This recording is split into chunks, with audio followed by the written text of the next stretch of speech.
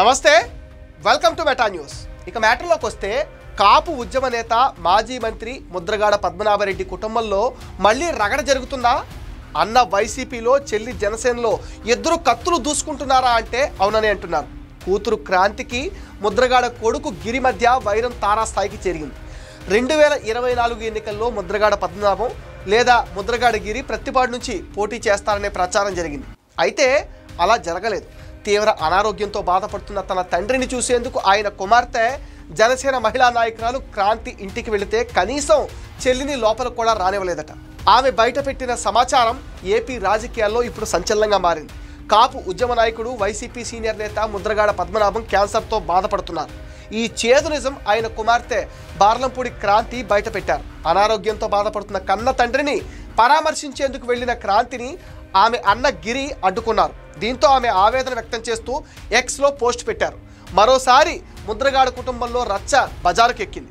ఆ కుటుంబంలో అసలేం జరుగుతుందని అంతా ఆసక్తిగా గమనిస్తున్నారు. ముద్రగాడ పద్మనాభం కాస్త ముద్రగాడ పద్మనాభరెడ్డిగా పేరు మార్చుకున్న సంగతి మనకు తెలిసిందే. తన తండ్రి క్యాన్సర్తో బాధపడుతున్నారని, ఆయనను పరామర్శించాలని వైసీపీ మాజీ నేత ఒకరు మంచి ఉద్దేశంతో సలహా ఇచ్చారు. దీంతో తాను తన తండ్రిని పరామర్శించేందుకు వెళ్ళగా తన సోదరుడు గిరి అడ్డుకున్నారని ఆమె వాపోయారు. తన తండ్రికి అత్యవసర ట్రీట్మెంట్ ఇవ్వాల్సి ఉన్నప్పటికీ అందించటం లేదని క్రాంతి ఆరోపించటం గమనార్హం.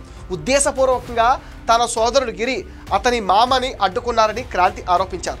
ముద్రగాడ అనారోగ్యానికి సంబంధించి వాస్తవాలని సోదరుడు గిరి ఎవరికీ చెప్పటం లేదని క్రాంతి అంటున్నారు. తనను కన్న తండ్రిని పరామర్శించడానికి అనుమతించకపోవటం దుర్మార్గమని క్రాంతి ఆవేదన వ్యక్తం చేశారు.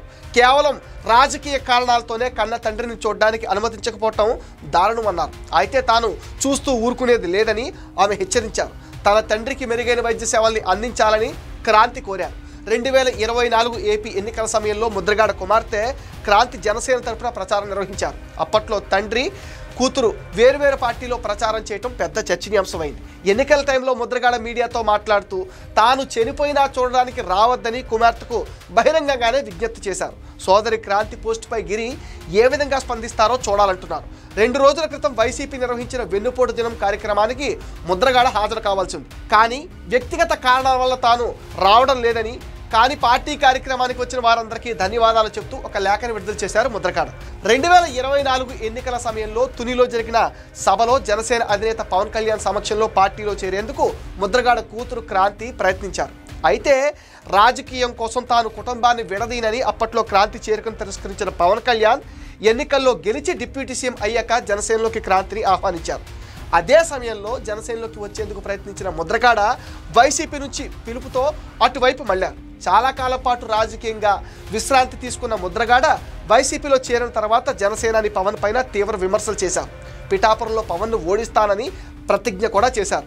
అంతేకాకుండా పవన్ గెలిస్తే తన పేరును ముద్రగాడ పద్మనాభరెడ్డిగా మార్చుకుంటారని చెప్పి ఫలితాలు వచ్చాక ఇచ్చిన మాట ప్రకారం తన పేరుని లీగల్గా ముద్రగాడ పద్మనాభరెడ్డిగా మార్చుకున్నారు. కాపు నేతగా గోదావరి జిల్లాలో ముద్రగాడ ప్రభావం ఉంటుందని వైసీపీ విశ్లేషించింది.